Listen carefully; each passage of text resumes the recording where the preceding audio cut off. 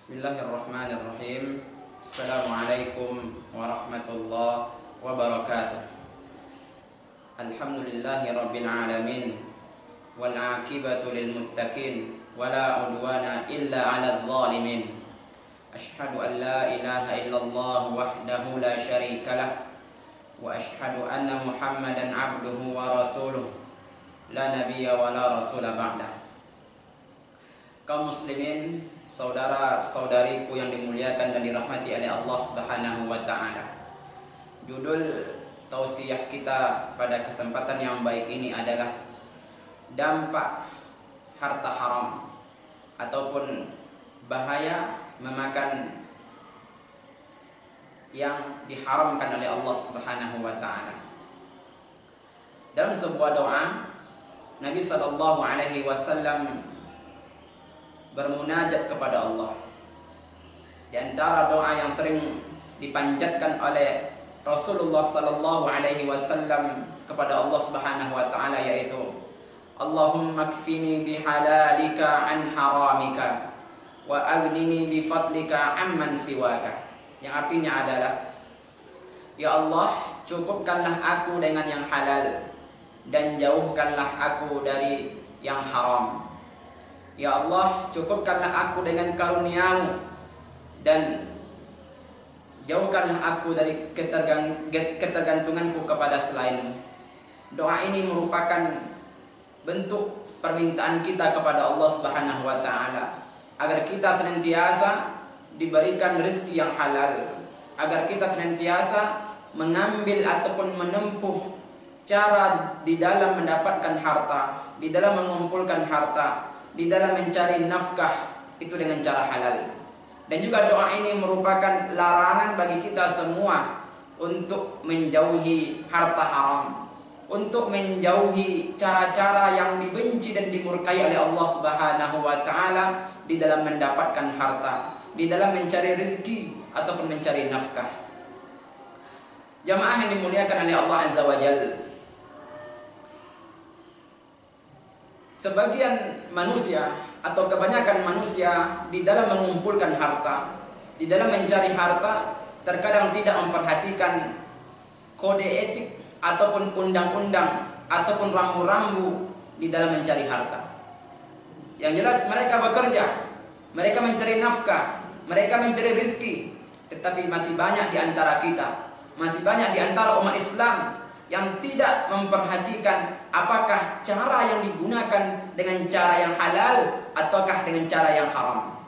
Makanya dalam sebuah hadis Nabi sallallahu alaihi wasallam bersabda, An Abi Hurairah radhiyallahu anhu qala Rasulullah sallallahu alaihi wasallam, la ya'tiyanna 'alan nasi zamanun la yubali al-mar'u bima akhadha al-mal amin halalin aw min haramin, rawahul Bukhari. Dari Abu Hurairah, semoga Allah meridainya, berkata, Nabi sallallahu alaihi wasallam bersabda, akan datang kepada manusia suatu zaman yang mana seseorang tidak memperhatikan apakah harta yang dia dapatkan dengan cara halal ataukah dengan cara haram. Hadis ini terbukti apalagi di zaman kita sekarang. Begitu banyak umat Islam yang di dalam mencari harta tidak memperhatikan apakah halal ataukah haram yang dia makan. Tidak memperhatikan undang-undang, rambu-rambu ataupun kode-kode, apakah cara yang dia tempuh di dalam mencari rizki, di dalam mendapatkan harta, di dalam mengumpulkan pundi-pundi kekayaannya, apakah dengan cara halal ataukah dengan cara haram. Masih banyak di antara kita, di antara umat Islam yang mereka bekerja ya halal haram mereka tidak perhatikan. Halal haram mereka hantam saja. Yang penting mereka bisa makan, yang penting bisa memenuhi kebutuhan hidup baik untuk dirinya ataupun keluarganya. Makanya Nabi sallallahu alaihi wasallam dalam sebuah hadisnya dia mengatakan, sampai mengatakan begitu banyak sekali manusia yang menjadi budak dunia. Karena orientasi hidup adalah harta. Orientasi hidup adalah mengumpulkan uang sebanyak mungkin. Orientasi hidup adalah materi. Dalam sebuah hadis Nabi sallallahu alaihi wasallam bersabda, "Ta'isa 'abdud dinar wa ta'isa 'abdud dirham wa ta'isa 'abdul qatifah wa ta'isa 'abdul khamisah. In u'tiya radiya wa illam yu'ta lam yarda." Yang artinya adalah celakalah budak dinar, celakalah budak dirham, celakalah budak khamisah, dan celakalah budak qatifah. Khamisah, qatifah adalah pakaian yang mahal, yang terbuat dari wol, yang mahal, yang mana mereka apabila diberikan rezeki oleh Allah, harta oleh Allah, mereka ridha.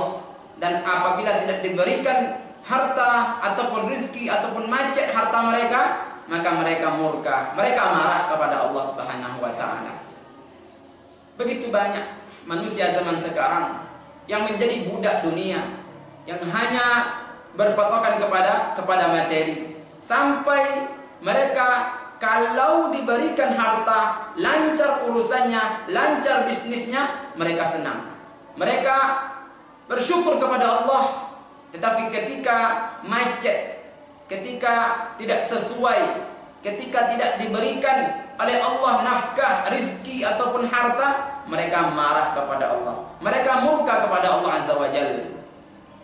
Jamaah yang berbahagia, di dalam mencari harta, patokan ataupun barometer baiknya harta adalah keberkahan, bukan banyaknya harta, bukan kuantitas harta tersebut, tetapi berkah.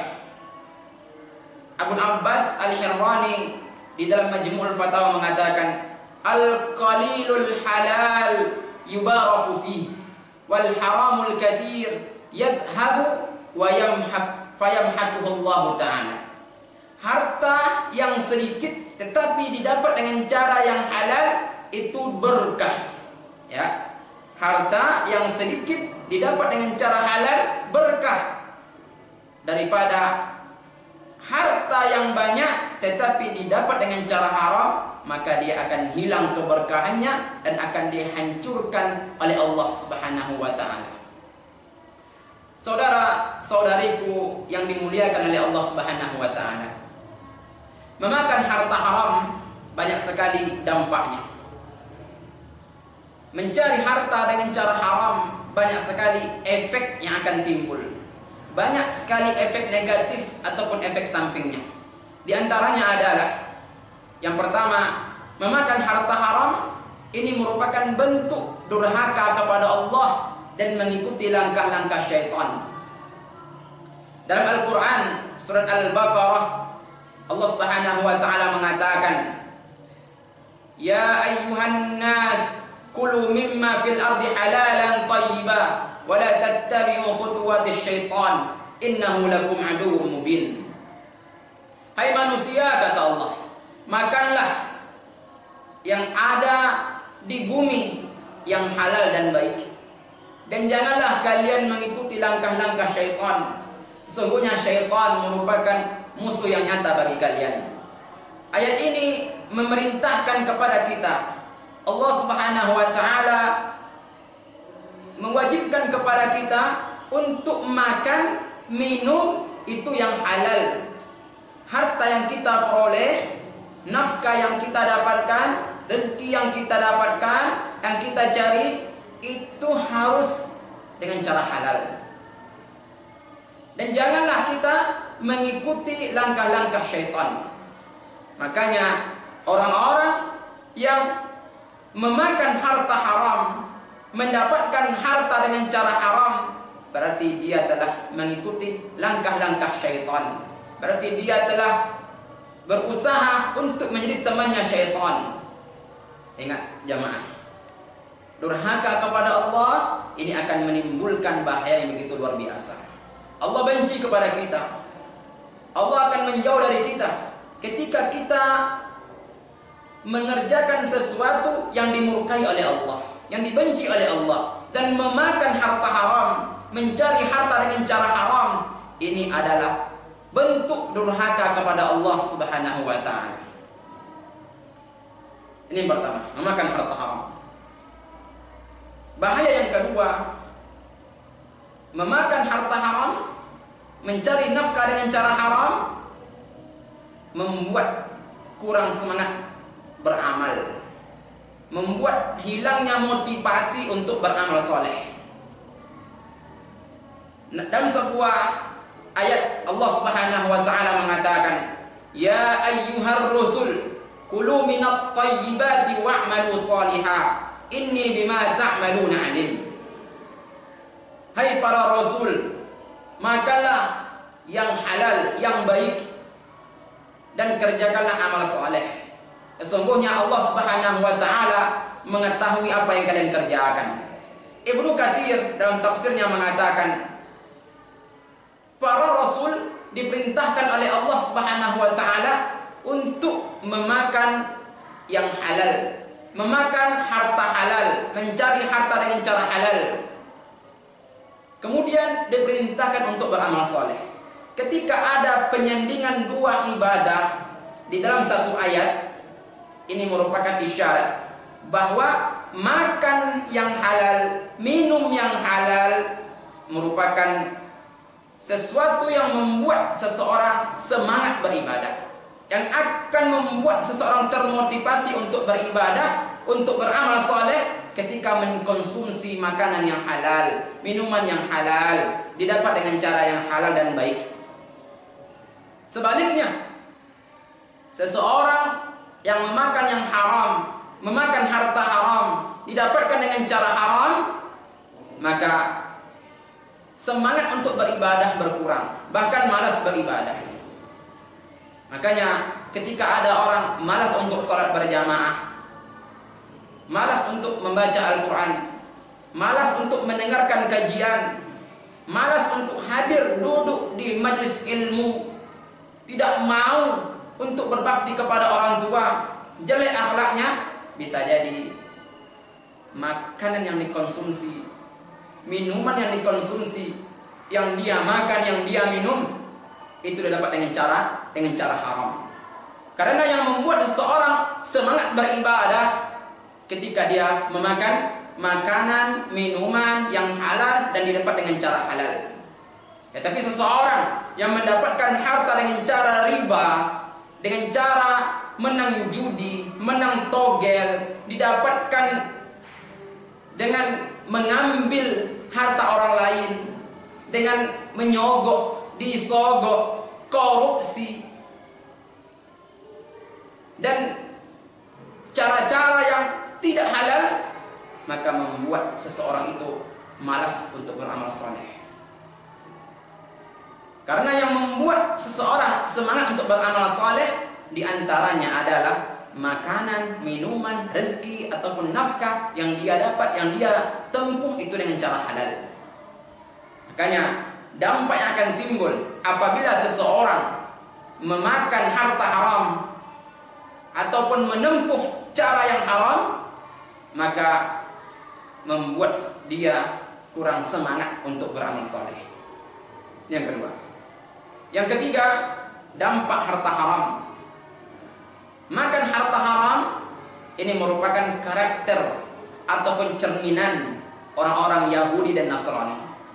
Dalam surat An-Nisa ayat 60 dan 61 Allah mengatakan, "Fabidzulmin minal ladina hadu haramna 'alaihim thayyibatin uhillat lahum wa bisaddihim an sabilillahi katsira wa akhdhihimur riba wa qadanuhu anhu wa aklihim amwalan nasi bil batil wa a'tadna lil kafirina minhum 'adaban alima." Yang artinya adalah karena kezaliman orang-orang Yahudi, maka diharamkan atas mereka makanan-makanan yang halal dan baik yang dulu dihalalkan atas mereka karena perbuatan-perbuatan mereka, dan mereka telah melarang orang untuk berbuat baik kepada Allah Subhanahu wa taala. Mereka telah melarang orang dari jalan Allah Subhanahu wa taala.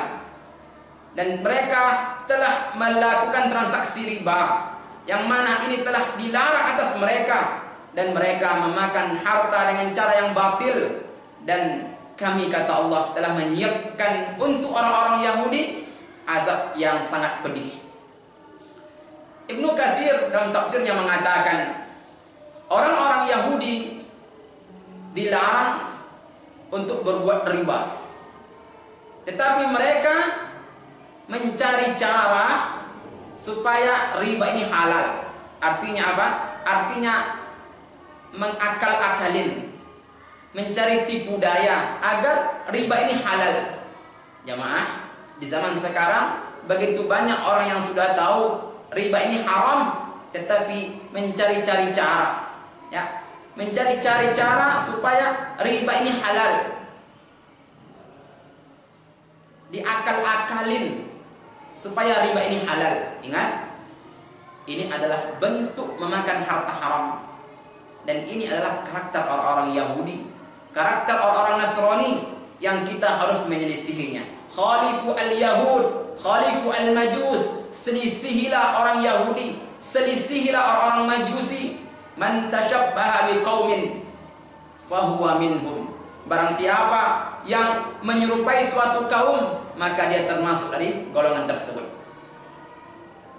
Di seseorang yang mendapatkan harta dengan cara riba, dengan cara korupsi, dengan cara menyogok, PNS yang dia dapatkan dengan cara menyogok, kebun yang dia dapatkan itu ditanam di atas tanah orang lain.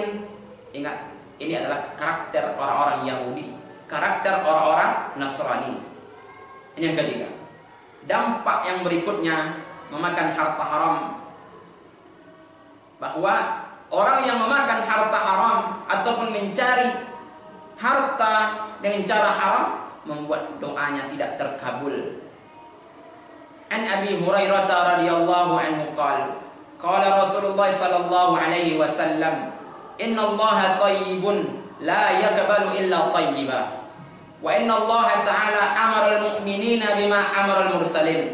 Wa qala ta'ala ya ayyuhar rusul kulu minat tayyibati wa'malu salihah. Wa qala ta'ala ya ayyuhalladzina amanu kulu min tayyibati mimma razaqnakum.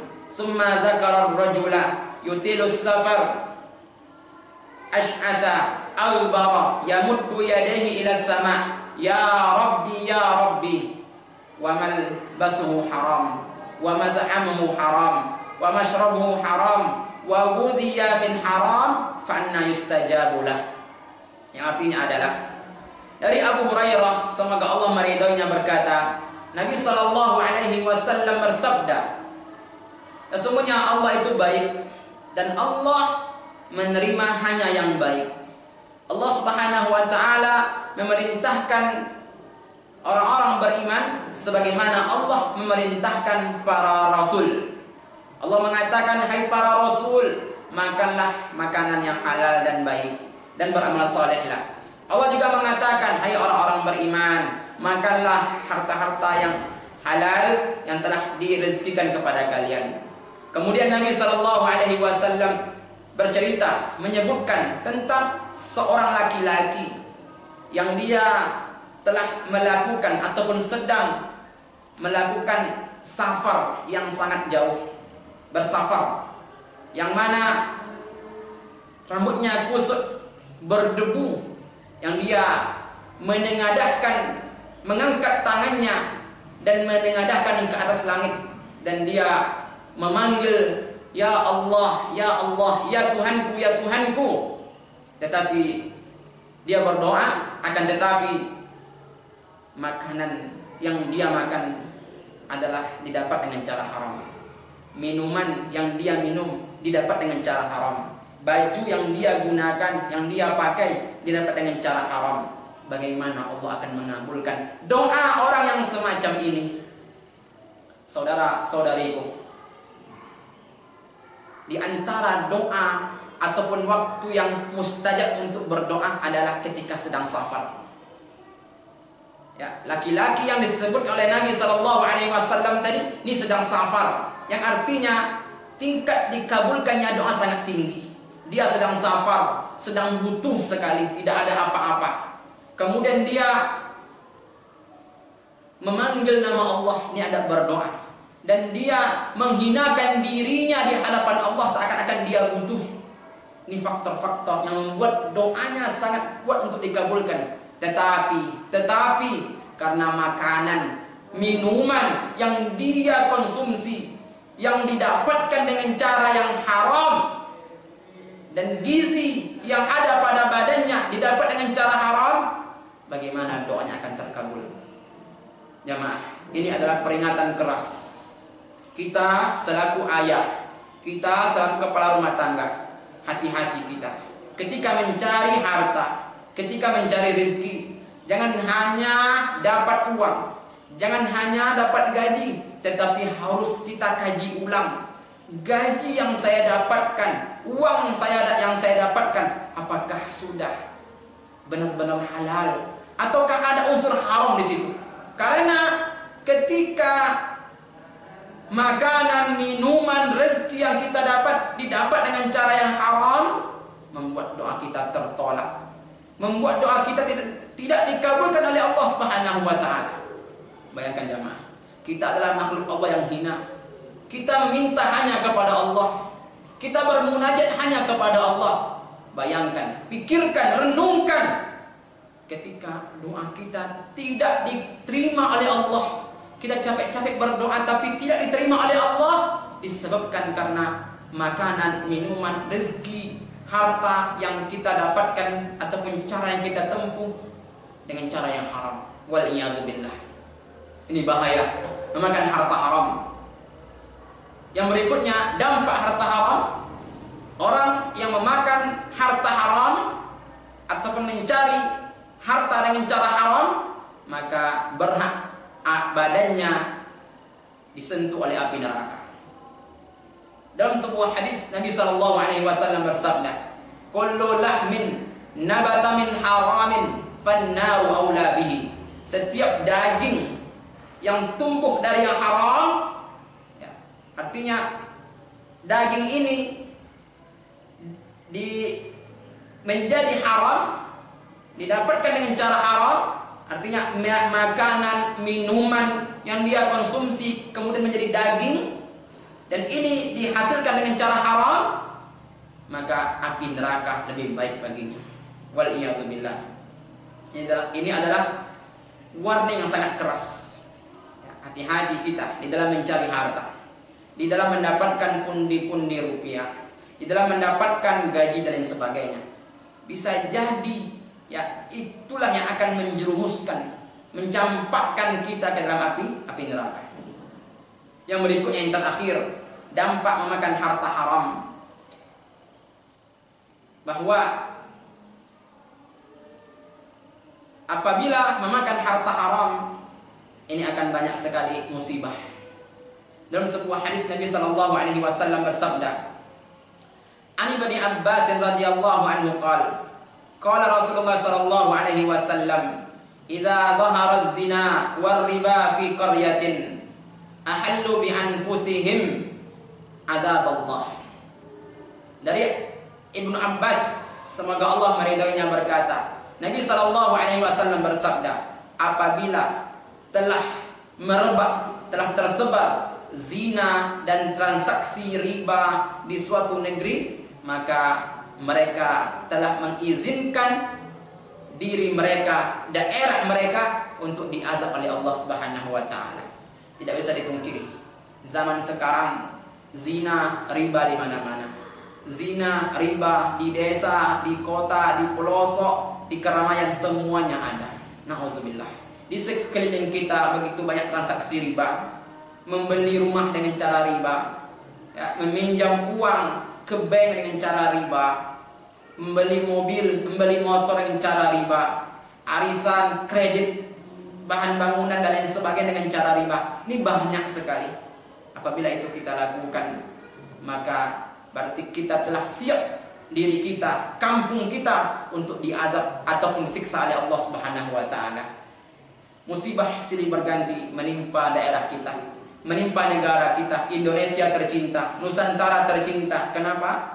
Bisa jadi karena begitu banyak masyarakatnya, bangsa ini memakan harta yang haram, mencari harta dengan cara haram.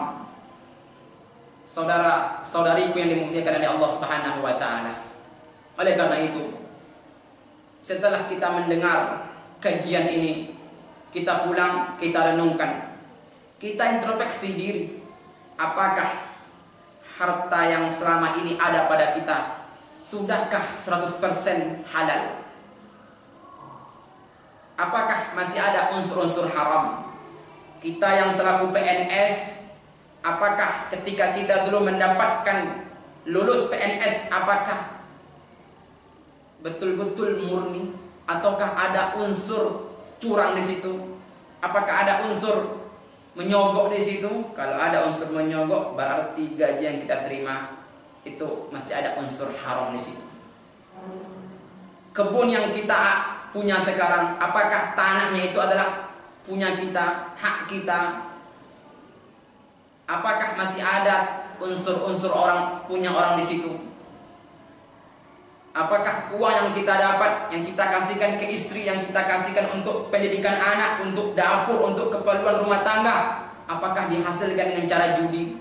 Apakah minjam ke bank dengan cara riba? Apakah didapatkan dengan cara yang haram? Apakah hasil korupsi? Introspeksi diri kita. Jamaah yang berbahagia, jangan sampai harta kita ini membuat jalan kita menuju surga susah. Jangan sampai harta kita menjerumuskan kita ke api neraka. Jadikan harta yang kita punya memudahkan, memuluskan langkah kita menuju surga Allah Subhanahu wa taala. Jangan sampai harta kita membuat kita terjerumus ke api neraka. Jangan sampai.